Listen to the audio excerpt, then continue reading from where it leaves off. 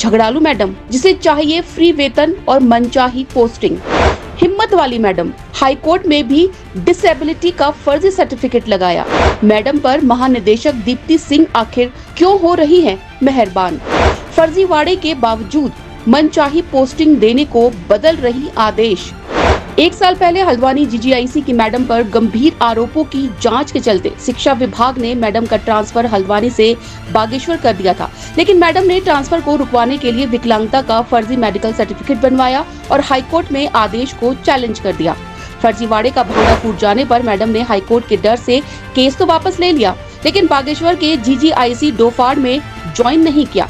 1 साल तक school join न करने के बावजूद अब शिक्षा विभाग के कई अधिकारी मैडम के चाहने वाले बनकर ट्रांसफर आदेश को बदलने पर आतुर है, ताकि एक भ्रष्ट मैडम को 1 साल का बिना काम किए वेतन और मनचाही पोस्टिंग दी जा सके। मामले के अनुसार जीजीआईसी हल्द्वानी की शिक्षिका वंदना चौधरी पर ड्यूटी के दौरान अन्य शिक्षिकाओं से लड़ाई झगड़ा करने, बैक डेट पर जाकर अटेंडेंस रजिस्टर में साइन करने और कर्मचारी आचार संहिता का उल्लंघन करने के आरोप लगे थे,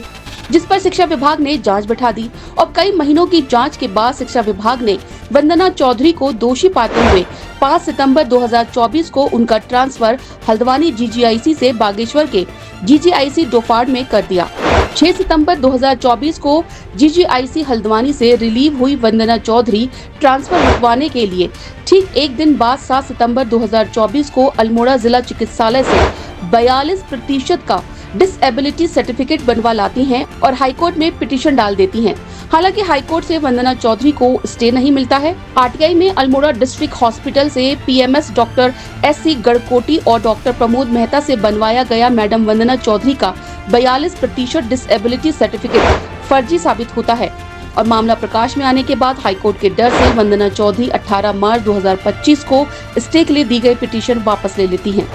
फर्जीवाड़े का पर्दाफाश होने के बावजूद मैडम वंदना चौधरी बागेश्वर में ज्वाइन नहीं करती हैं और ट्रांसफर आदेश को बदलवाने के लिए शिक्षा मंत्री से लेकर महानिदेशक के चक्कर लगाने लगती हैं। उत्तराखंड सरकार की 2020 में जारी अधिसूचना के अनुसार सरकारी सेवक अगर 1 वर्ष से अधिक अनुपस्थित रहता है तो सेवा से उसका त्याग पत्र स्वतः ही मान लिया जाएगा। शिक्षिका वंदना चौधरी, जिसका ट्रांसफर 5 सितंबर 2024 को हुआ और 6 सितंबर 2024 को उसे रिलीव भी कर दिया गया। शिक्षिका वंदना चौधरी ने 1 साल से भी अधिक समय गुजर जाने के बाद भी बागेश्वर डोफाड़ के स्कूल का मुंह तक नहीं देखा, लेकिन महानिदेशक आईएएस दीप्ति सिंह वंदना चौधरी पर इतनी मेहरबान है कि नियमों के विरुद्ध जाकर 1 साल पहले हुए प्रशासनिक ट्रांसफर में फेरबदल करने के आदेश जारी कर दिए हैं, ताकि वंदना चौधरी को 1 साल का मुफ्त वेतन और मनचाही पोस्टिंग दी जा सके। इस मामले में कई दिनों तक शिक्षा विभाग की महानिदेशक दीप्ति सिंह को कभी फोन पर तो कभी कार्यालय में संपर्क किया गया, लेकिन अफसरशाही का ठाठ देखिए,